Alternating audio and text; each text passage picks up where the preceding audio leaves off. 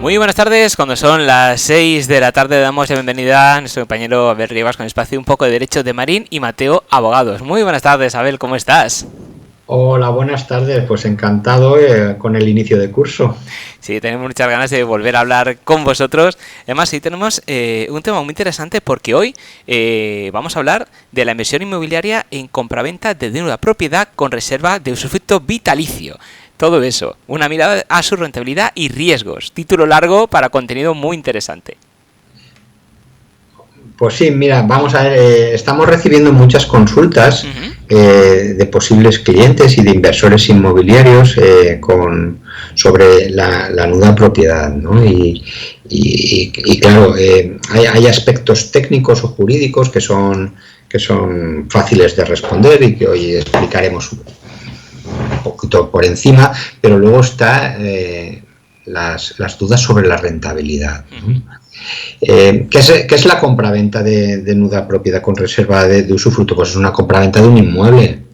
Simplemente que el vendedor se reserva el derecho de usarlo y disfrutarlo de por vida, vitalicio, es decir, hasta que fallezca. El uso y disfrute puede ser para seguir utilizándolo en caso de la vivienda, pues para su domicilio habitual, pero también puede irse de la vivienda y arrendarlo, ¿vale? Esto es habitual cuando ya una persona mayor pues ingresa en una residencia. Normalmente este tipo de operaciones se hacen con personas mayores que suelen buscar este tipo de monetización de su vivienda pues para complementar sus ingresos por jubilación o por pensión, o simplemente porque no tienen descendientes, no tienen herederos y dicen, bueno, pues voy a acabar mi vida, no tengo a nadie a quien va a heredar, pues monetizo, transformo mi patrimonio en dinero y lo disfruto en vida. Y para que no nos quede ninguna duda, cuéntanos, ¿en qué consiste este tipo de inversión exactamente? Pues este tipo de inversión consiste en realizar el cálculo correcto de la rentabilidad, teniendo en cuenta que uno de los factores para materializar nuestra inversión es indeterminado e indeterminable, que es el fallecimiento del usufructuario. Ojo, y eso lo va a marcar todo. Yo compro un inmueble a una persona de 80 años, un varón que reside en Madrid, Barcelona, Valencia, veo en el Instituto Nacional de Estadística que la edad de media de esperanza de vida para un varón en esas provincias se estima en, por ejemplo, 81 años, pues bueno, si tiene 80 años está ya cerca, si no ya rebasando su esperanza de vida media. Esa persona puede vivir un año, 2, 10 o 20, no lo sabemos. ¿De acuerdo? Entonces yo voy a pactar con esa persona un precio, descontando el tiempo que yo calculo o que el inversor calcula que va a vivir esa persona. Claro, es indeterminado, no se puede determinar según la estadística del Instituto Nacional de Estadística. Estas estadísticas están en cualquier país desarrollado, ¿de acuerdo? En principio, esta persona no le queda mucho de supervivencia. Y entonces, con esos cálculos, teniendo en cuenta el valor de la vivienda, la tasación que haya realizado, el inversor se hará una previsión y apostará por ella. ¿Qué puede pasar? Que esa previsión sea muy desviada de la media estadística y esa inversión sea nefasta. O por el contrario, puede ser que esa inversión, pues ese fallecimiento sobrevenga mucho antes de lo previsto y esa inversión pues sea mucho más rentable. Entonces, ¿qué es lo importante? Lo importante es saber que para que este negocio sea lo esperado, se trata de hacer un volumen muy alto de operaciones. Es decir, cuando haces apuestas a cualquier cosa, cuanto más boletos compres, más posibilidad tienes de acertar el número, ¿de acuerdo? Pues esto es lo mismo. Cuanto más operaciones hagas, más posibilidades tienes de que la estadística se cumpla en tu estrategia de inversión. Es altamente arriesgado hacer una única operación o dos, porque puede ser que sean nefastas y las pérdidas sean muy altas.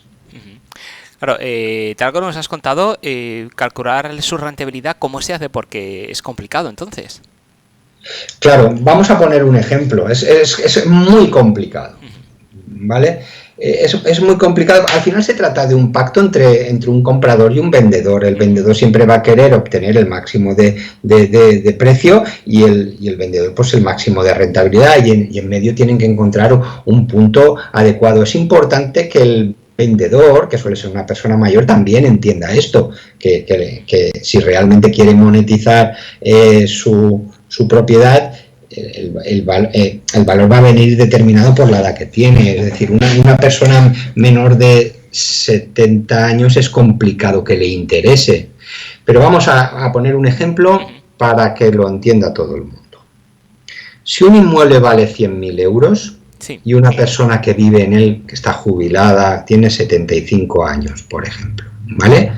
Oye, si quiere venderlo, lo vende y se va a un piso de alquiler y ya está, y recibe sus 100.000 euros y ya está. Si se quiere quedar ahí, tiene que asumir que el comprador le hará un descuento por los años que prevea que va a ocupar la vivienda, tanto si vive como si no vive, ¿vale? En ella me refiero.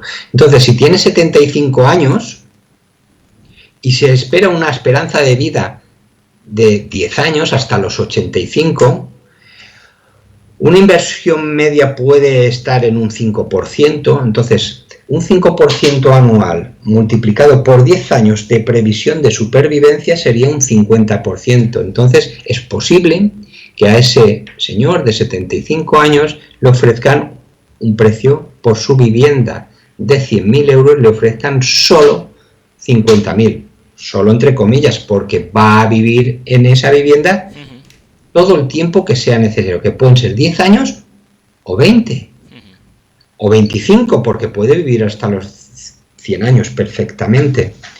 Entonces, ¿y cómo se lo ofrecerá? Se lo ofrecerá el comprador. Los 50.000 euros se lo puede ofrecer en un solo pago, es decir, toma 50.000 euros y tendrás el usufructo de por vida, o puede decirle, mira, te doy ahora 10.000 y los otros 40.000 a razón de 200 euros al mes durante X meses, años, etcétera, 300 euros. Es decir, cada operación es única. Y es única por tres motivos. Porque cada inmueble tiene un valor, depende de la zona, los metros, la antigüedad, el estado. Porque cada usufructuario va a tener una edad y un estado de salud en concreto, ¿de acuerdo? Y porque las expectativas de cada inversor van a ser diferentes.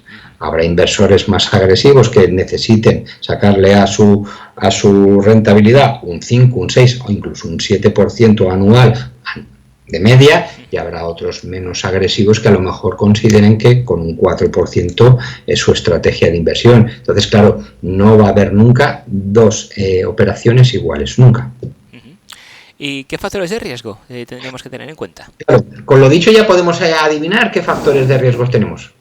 Cálculo de la longevidad de la persona. No es lo mismo hombres que mujeres, tienen esperanza de vida diferente. No es lo mismo una persona con un estado de salud, aunque sea mayor, un estado de salud óptimo para la edad que tenga, ¿vale? Que es estable. Ves una persona que está muy bien, pues posible que tenga muchos años de vida, o una persona que a lo mejor está en una situación con enfermedades ya previas o degenerativas, o un cáncer ya muy avanzado en la que posiblemente la longevidad se vea acortada. También es muy importante el mantenimiento de los edificios, porque claro, nosotros, si un inversor compra un inmueble con un usufructuario de 70 años y el edificio ya tiene 60 años de antigüedad, pues hombre, un edificio con 60 años de antigüedad se prevé que necesita un mantenimiento. Eso hay que calcularlo, porque el usufructuario puede vivir 20 años, o 15, o 12, los que sean.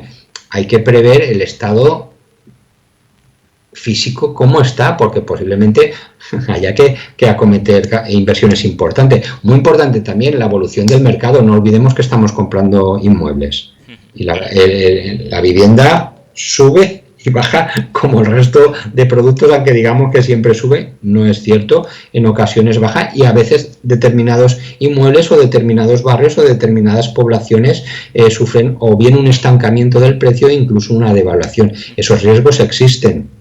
Y muy importante, la constancia de la fe de vida del usufructuario. Yo hace unos días le planteé a unos clientes el siguiente escenario. Imagínate que compras una nuda propiedad con un usufructuario de 80 años y este usufructuario en un periodo vacacional o como sea se va del piso, como podemos hacer cualquiera de nosotros, de vacaciones o de viaje, y fallece en el extranjero y nosotros no lo sabemos. El usufructo vitalicio se extingue, se termina con el fallecimiento de una persona, pero si no sabemos el fallecimiento no lo podemos extinguir. Son problemas operativos que son muy importantes. Por lo tanto, se debe de establecer también en el contrato pues mecanismos o fórmulas para que el usufructuario dé señales de vida, dé una fe de vida de forma anual. Es bueno también tener a otras personas en los contratos, familiares directos, amistades, que nos puedan informar del estado de salud, del paradero, incluso la supervivencia del usufructuario. Muy importante. También es importante los riesgos, aclarar bien a quién le corresponde cada gasto, es decir, si se estropea el calentador o si hay que hacer una reparación en el edificio, ¿eso a quién le toca? ¿Al nudo propietario o al usufructuario? La ley es muy clara, los gastos extraordinarios al nudo propietario, los ordinarios al usufructuario, pero a lo mejor pactamos otra cosa, hay que pactarlo para no tener conflictos. Y temas de aspectos fiscales, Abel, ¿qué podemos contar? Es muy sencillo, se tributa como una compraventa normal sobre el 10, normalmente el 10%, bueno, esto depende de cada comunidad autónoma, que es un impuesto cedido a las comunidades autónomas, y la base imponible del impuesto es el valor de la nuda propiedad. Ese se calcula en valor del inmueble, deduciendo el valor del usufructo vitalicio. El usufructo vitalicio se calcula en función de la edad que tiene el usufructuario. Al final es muy fácil, 89 menos la edad del usufructuario. Si una persona tiene 69 años, pues 89 menos 69, pues ahí nos da la cifra. Y cuando fallece el usufructuario, pagamos por la diferencia que no pagamos al comprar. Y para dejarlo ya todo claro, cristalino, ¿nos podrías hacer un resumen y dar algunos consejos?